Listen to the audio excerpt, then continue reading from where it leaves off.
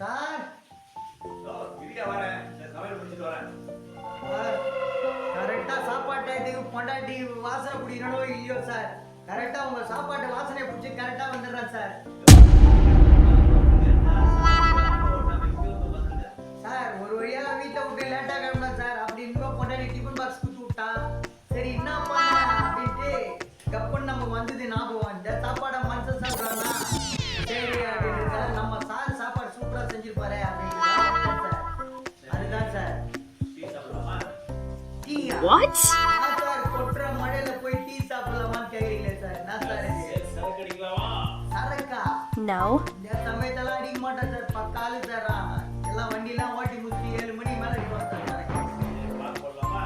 பாக்கா பாக்கு போடலாம் சார். அது ஏன் சார் கொட்டுற மழையில போனேன்? நம்மகிட்டே சாக்கு இருக்குது சார் எல்லாம்.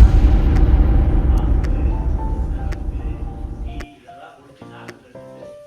உன் பொண்டாட்டி உணவை சமையல் குறை சொல்றியா? நாய் எரிச்சு அடிக்கிறதில்ல. அது ருசிச்சு தெரிஞ்சு சாப்பிடுது.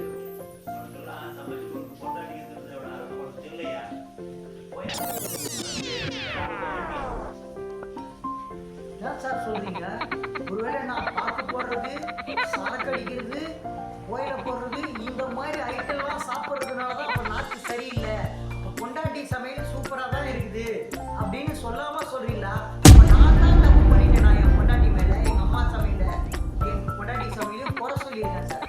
இப்பதான் சார் என் மனமண்டைக்கு ஏறுது.